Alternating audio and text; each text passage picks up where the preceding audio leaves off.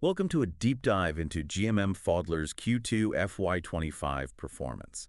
We've got their investor presentation right here, hot off the press. Oh, it's a treasure trove of information. Really fascinating. It's like getting a backstage pass to see how this global company operates. Yeah, and now they're making decisions, especially with the economy being so, well, a bit unpredictable right now. Exactly. So let's dive right in, starting with their snapshot Q2FY25 slide. All right, let's see what they've got. Get ready to be impressed.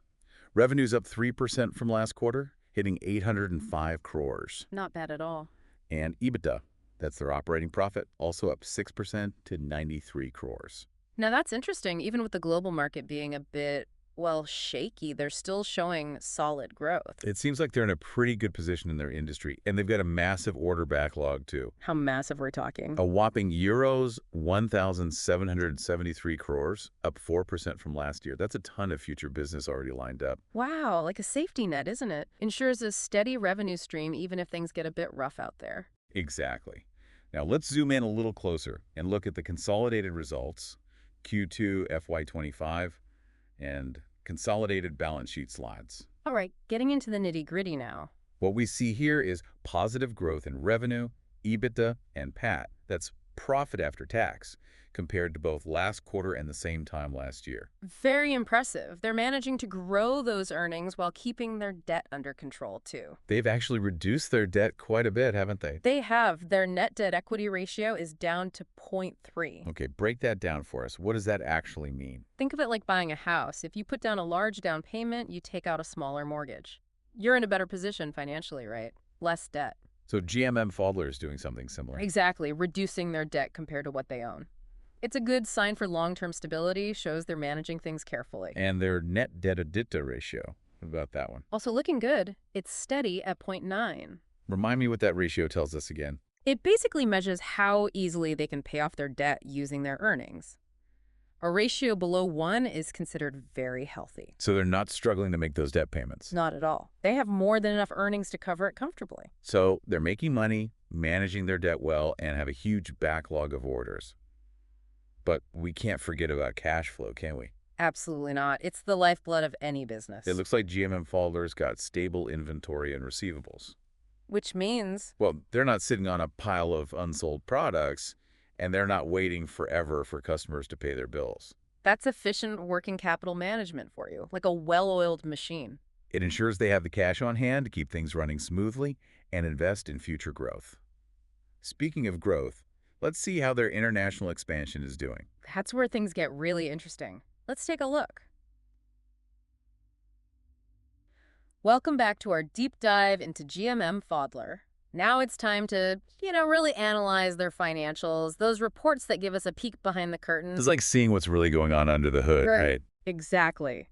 Let's start with their consolidated results Q2 FY25 slide. Notice anything about their operational income? It looks like pretty steady growth over the past few quarters. Right. There's clearly a demand for what they're selling. They're consistently making money from their main operations. And their EBITDA margin, seems to be holding pretty steady, too, around 11%. What does that tell us? Well, it means they're keeping costs under control while boosting revenue. Like, their profit margin's stable even while they grow. That's efficiency.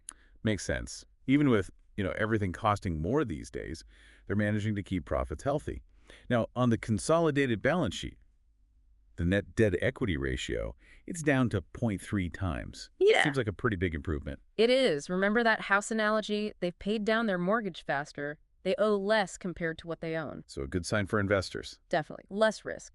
And their net debt ratio is holding steady at 0.9 times, too. Remind me again, what's that ratio all about? It basically shows how easily they can pay off debt using their earnings.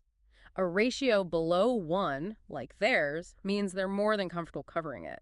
Like having a good income, you can handle your loan payments easily. So they're making money, managing debt well, and have that huge order book. Sounds like smooth sailing so far. The numbers look good, but we always have to dig deeper, right? It's not just about the figures, it's the story behind them. Like, where's this revenue growth coming from? Good point. Is it new products, new markets, or something else? We need to make sure this isn't just a fluke, but part of a sustainable strategy. Exactly. Now, let's go back to the consolidated working capital summary. We talked about it briefly, but it's worth another look. What's working capital management, and why should we care? It's all about managing the cash flow. The money tied up in inventory, what you're waiting to get from customers, and what you owe to suppliers. Finding that balance. So is GMM Pfaudler doing a good job with that based on the summary? Looks like it. Check out their inventory days, how fast they sell their stuff, statal numbers there. They're not just letting inventory sit around gathering dust then. Nope. And their receivable days, how long it takes to collect payments. Also steady. So they're getting paid on time. Yep. Good credit management there, keeps the cash flowing. And their payable days, how quickly they pay their suppliers. Those are important too, right? Absolutely. Shows they're treating their suppliers fairly and maintaining good relationships. Everything seems to be in check there. Now let's go back to that order intake and backlog trend chart. It really shows their sales momentum. Exactly. And that upward trend, strong signal that demand's growing for their products. Like watching their popularity rise. Mm-hmm. But what's driving that, do you think? Could be a few things. Maybe their existing markets are doing really well, or they're breaking into new ones successfully. Or maybe they've got some hot new products that everyone wants. Could be. Or maybe their competitors are struggling. It's likely a combination of factors working in their favor.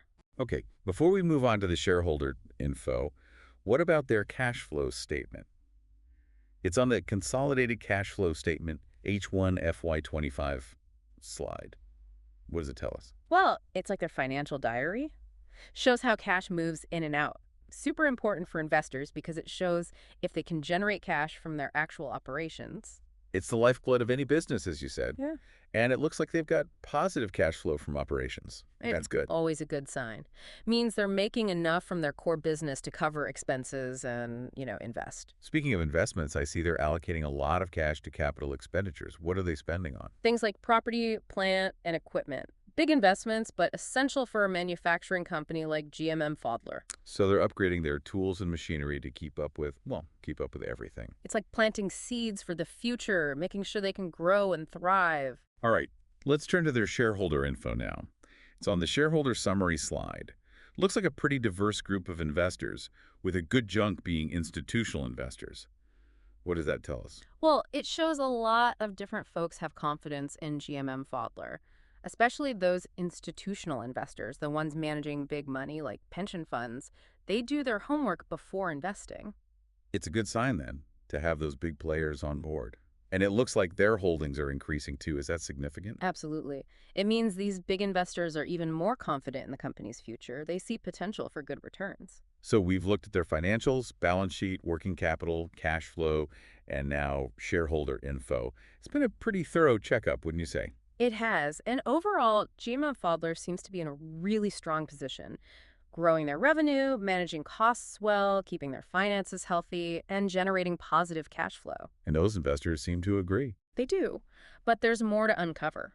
We still need to look at how their different business segments are performing and what's happening with their international expansion. All right, let's dive into those details next. Welcome back. Time to zoom in on I guess you could say, the individual pieces of GMM Pfaudler. We've seen the big picture, their financials, but now let's see how each part of this global company works. It's like taking a machine apart, seeing how each component contributes to the whole thing. Exactly. So let's turn to the segmental overview section in their presentation. They've broken down their revenue and order intake by business segments. Okay, so we can see where their strengths are, which parts of the business are really driving things. Right. You've got standalone, international, services, systems, and technologies, each playing a different role. It's helpful for investors, right? See which areas are doing well, where the company's focusing its energy. Absolutely.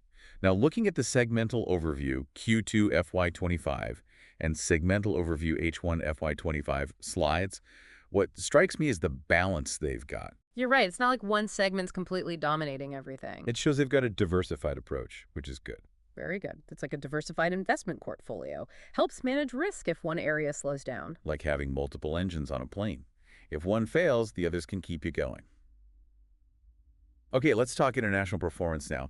That's on the international results Q2FY25 and international results H1FY25 slides. Pretty impressive revenue growth there, especially in Q2. Yeah, their global expansion strategy seems to be working. They're really making a name for themselves in new markets. Important for long-term growth, tapping into those new opportunities. I did notice their international profit after tax, or PAT, dipped a little in Q2, though. Anything to worry about there? Not necessarily. Expanding into new markets, it takes investment and there's a learning curve. It's like starting any new business. You don't expect to be profitable right away. Exactly. Takes time to build that foundation. And if you look at their international order backlog, it's actually looking quite strong. So those efforts are starting to pay off. They're winning new business, setting themselves up for the future.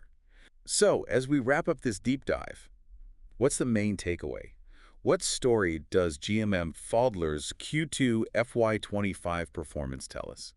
Well, I think it's a story of resilience, adapting to a, let's face it, pretty challenging global environment. But they're still growing, diversifying, and expanding globally. Exactly, and delivering value to their shareholders. It's been a fascinating look at their business, hasn't it? Decoding those financials, understanding their strategies. But this is just the beginning, right? There's always more to learn. I encourage everyone to keep researching, maybe look at their competitors, see what's happening in the wider industry. And think about what this all means for you.